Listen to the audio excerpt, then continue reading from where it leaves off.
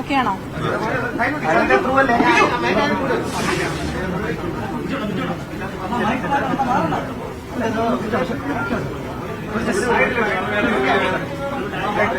പറയട്ടെ.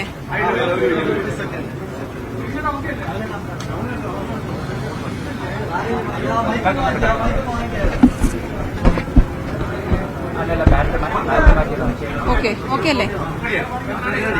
ഇപ്പോ നിലവിൽ നമ്മൾ 2 ദിവസമായി തിരച്ചിൽ നടത്തിക്കൊണ്ടിരുന്ന റെയിൽവേയുടെ കരാർ പ്രകാരം ആമയിഴഞ്ചാൻ തോടിന്റെ ഭാഗം ശുചീകരണം നടത്തിക്കൊണ്ടിരുന്ന നമ്മളെല്ലാവരും കാത്തിരുന്ന ജോയി എന്ന വ്യക്തിയാണ് ഇവിടെ മരണപ്പെട്ടത് എന്ന് അദ്ദേഹത്തിന്റെ കുടുംബാംഗങ്ങളും അദ്ദേഹത്തോടൊപ്പം ആ സമയത്ത് ജോലിയുടെ ഭാഗമായിരുന്ന മറ്റു തൊഴിലാളികളും ഐഡന്റിഫൈ ചെയ്തിട്ടുണ്ട്.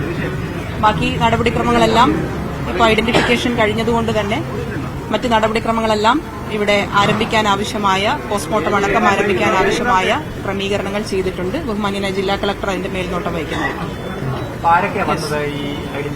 അവരുടെ ബ്രദറിന്റെ മകനാണ് എത്തിയിട്ടുള്ളത്. അവർ ഇന്നലെയും നമ്മൾ അവിടെ തിരച്ചിൽ നടത്തുന്ന സമയത്ത് നമ്മുടെ കൂടെ ഉണ്ടായിരുന്നു. അവരെല്ലാവരും ഉണ്ടായിരുന്നു. അതുപോലെ തന്നെ ഈ ജോലിയുടെ ഭാഗമായ മറ്റു തൊഴിലാളികളുമുണ്ട്. മറ്റു കാര്യങ്ങളൊക്കെ അതിന് ശേഷം പറയാം. ഇപ്പോൾ ഐഡന്റിഫിക്കേഷൻ നമുക്കൊരു ഔദ്യോഗിക സ്ഥിരീകരണം എന്നുള്ള നിലയിൽ വന്നിട്ടുണ്ട്.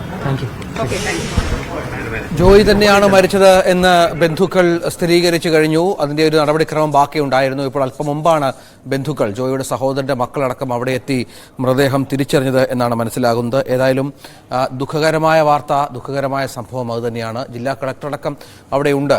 ജോയി ജീവനോടെ ഉണ്ടാകുമെന്ന പ്രതീക്ഷ ഓരോരുത്തർക്കും ഉണ്ടായിരുന്നു. കേരളം മുഴുവൻ കാത്തിരുന്നിരുന്നത് ശുഭവാർത്തയാണ്. പക്ഷേ ജോയിയെ മരണപ്പെട്ട നിലയിൽ ഇപ്പോൾ ആമയിഴഞ്ചാൻ തോടിന്റെ മറുവശത്ത് കണ്ടെത്തിയിരിക്കുന്നു എന്നുള്ളതാണ്.